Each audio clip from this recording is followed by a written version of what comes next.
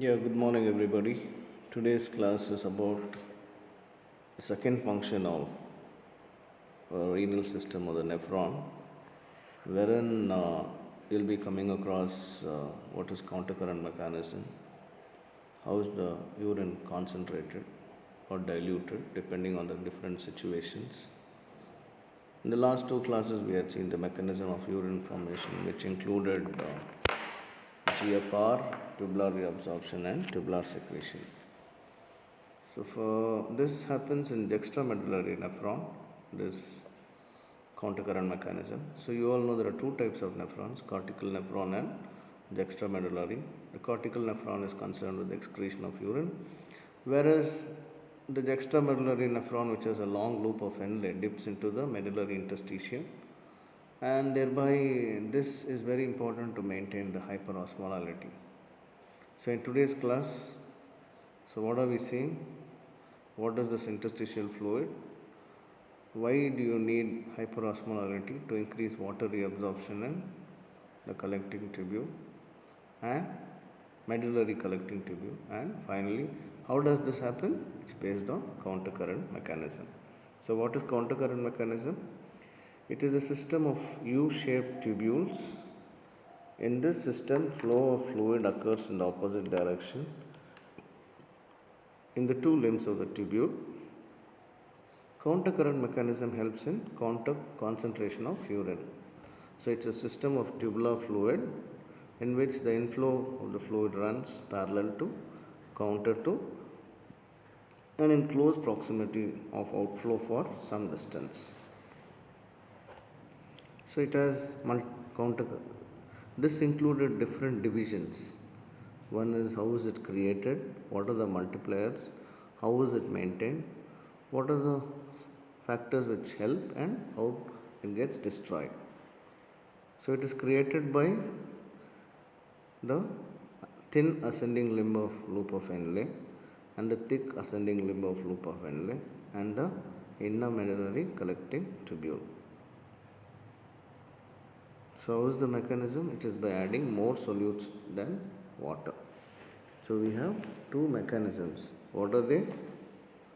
One is the loop of Henle function as countercurrent multiplier, whereas the vasa recta, the blood vessel supplying the dextramedullary nephron, act as countercurrent exchanger. So the two important factors that help in the process of concentration of urine are the flow of fluid in opposite direction in both the nephron and vasa recta, increasing medullary concentration gradient from 300 to 1200 milliosmoles per liter. So the osmolarity of plasma is around 290 to 300 milliosmoles per liter.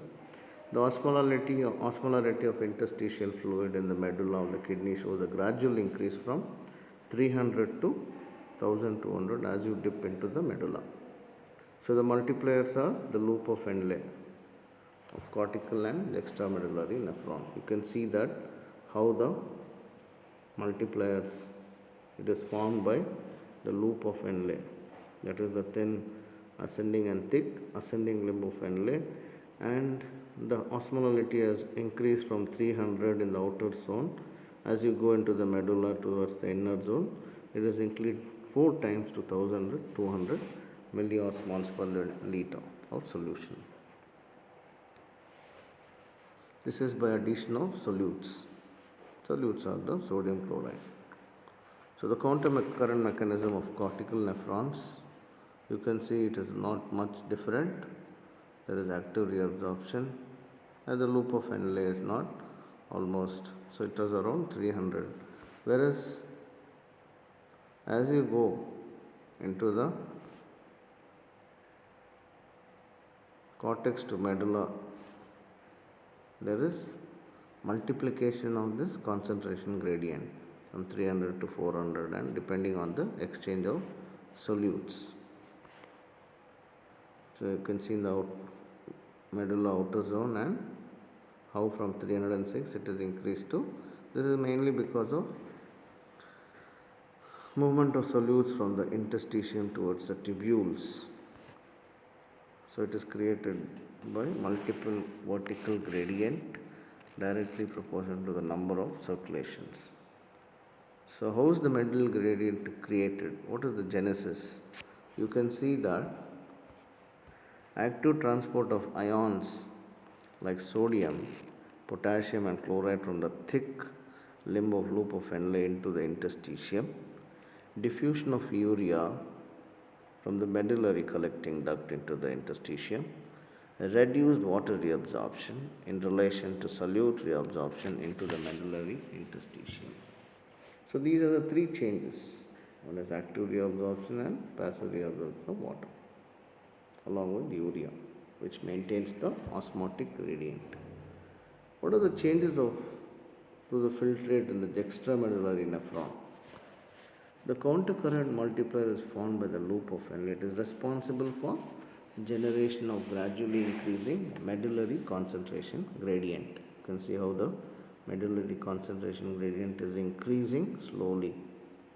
This is mainly by, as the filtrate passes through the proximal convoluted tubule, physiological usable substances you all know is reabsorbed.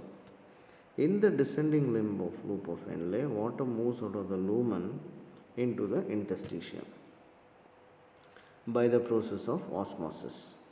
This change reduces the volume of filtrate and increases the osmolality in the tubule. The filtrate formed in the PCT has an osmolality of 300. The osmotic reabsorption of water increases the osmolarity gradually to reach the maximum of 1200 milliosmoles per liter at the tip of the loop of Henle. As the filtrate moves up the ascending limb of Henle, sodium, potassium and chloride are actively pumped out of the lumen. Water is retained in the lumen as the thick limb is permeable. The thin limb is permeable to water, whereas the thick ascending limb is impermeable to water. The ions pumped out to interstitium increase the medullary concentration gradient. You can see how the concentration gradient is. At the beginning of ascending limb of Henle, sodium, potassium, chloride are actively pumped out of the lumen. Water is retained in the lumen as the thick limb is impermeable to water. At the beginning of ascending limb of Henle, osmolarity is around 1200 milliosmoles. As the filtrate passes through the ascending limb of Henle, the osmolarity gradually decreases to about 150 milliosmoles due to pumping of ions and retention of water. As the fluid leaves the ascending loop of Henle, it is diluted with an osmolarity of about 150 milliosmoles per liter. In the early part of the distal tubule, fluid gets further diluted due to the active pumping of ions. In the remaining part of the distal tubule and collecting duct, the filtrate gets concentrated due to reabsorption of water under the influence of ADH. In the absence of ADH, this segment is impermeable to water. So it helps in water reabsorption, antidiuretic hormone. Urea that is passively absorbed from the tubule contributes significantly in creating the medullary concentration gradient. So there is a vertical gradient increase due to the permeability of water in the descending limb and impermeability of water. So this movement keeps on increasing the medullary hyperosmolality. It's a countercurrent mechanism of juxtamedullary nephrons. You can see that happened in cortical nephrons where there was no much increase, whereas in juxtamedullary nephron, the law of inner medullary collecting tubule, there is role of reabsorption of water or reabsorption of urea.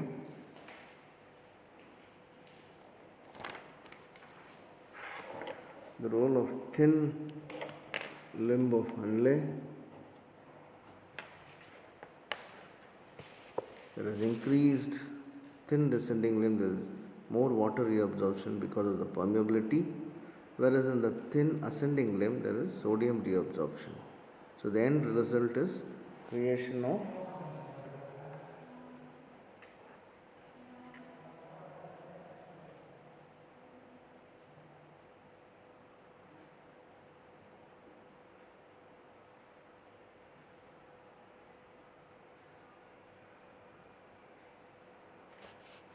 End result is creation of high vertical gradient.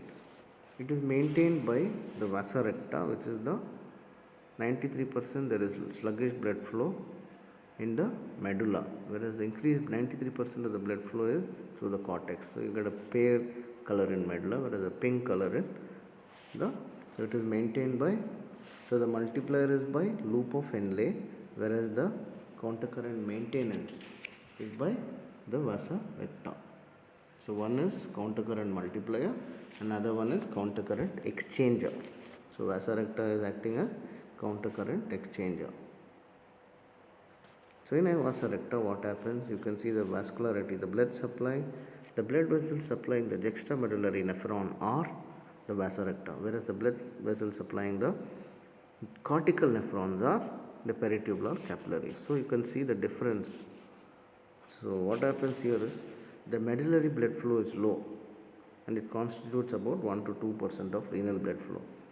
The countercurrent exchange system of vasa recta regulates the removal of solute from the medullary interstitium to maintain the concentration. So it is removing the solute. As the blood enters the vasa recta and descends down slowly through the long loop, the wall of vasa recta is highly permeable. The blood in the descending loop picks up the solutes from the medulla and becomes progressively more concentration. There is water loss in this part of vasa recta by the process of osmosis. By the time the blood reaches the tip, it has a solute concentration of around 1200 milliosmoles per liter. As the blood moves up the ascending limb,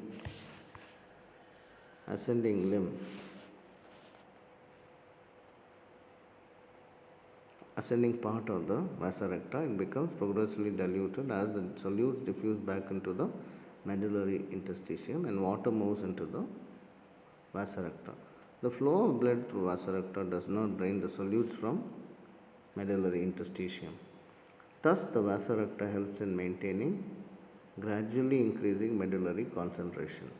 So, the loop of Henle acts as multiplier. It multiplies the gradient from 300 to 1200 in the extramedullary nephron, whereas the exchanger of solutes and water is by the vasa recta. So, the factors which assist counter current mechanism is by ADH. It increases urea reabsorption in inner medullary collecting tubule because of increased water reabsorption in the CCT collecting tubule, which leads to increased urea concentration in the inner medullary counter collecting tubule. So there are more stimulation of urea transport. This urea act creates an osmotic gradient and thereby water is reabsorbed. There are different conditions where there are decreased urine flow rate. This is caused by increasing water reabsorption or increased urea reabsorption, which is because of the osmotic gradient. More water is absorbed along with increased sodium chloride absorption. And even high protein diet, by causing increased urea concentration in the plasma, increased urea concentration in the tubular fluid, and increased urea absorption, which enhances increased water absorption by the process of osmotic gradient. So, increased number of long loop of nephrons has increased the osmolality to 1200, whereas in dogs it's around 2500 milliosmoles, whereas in rodents it's 5000 because it constitutes 35%, whereas the juxtamedullary nephrons constitute only 15% in humans. In rodents it constitutes 35%. So you can see that it is around 5000 milliosmoles per liter. Will survive drinking seawater also. The syndrome, renal, if there is decreased systemic arterial blood pressure or renal vasoconstriction, it decreases the solute removal, thereby it increases the medullary hyperosmolality. So what are the factors which destroy this? The low LDH level, the low protein diet, increased systolic blood pressure. All these decrease the function of the countercurrent mechanism. So there are loop diuretics which decrease the sodium potassium chloride transport. They also decrease the water absorption in the cortical collecting tubule, or the decrease osmolality in the outer medullary and inner medullary zone collecting tubule. Prostaglandins, by increasing the blood flow in vasa recta, they also decrease absorption in thick ascending limb and decrease ADH action on CT. So in today's class we have seen how the urine is concentrated by a mechanism called as counter current mechanism. So mainly this is to assist in water reabsorption. This enters the general circulation by bypassing, and you will know this counter current mechanism is counter to parallel to, as the nephrons are descending and ascending, they act as parallel to counter to in the medulla, and thereby the medullary hyperosmolality is maintained by exchange of solutes, which is due to the thin descending limb is permeable to water, whereas thick ascending limb is impermeable to water. And in the collecting tubule, there is role of urea which enhances water reabsorption because of the osmotic gradient, and thereby it enhances water reabsorption. So water gets concentrated. Okay, thank you.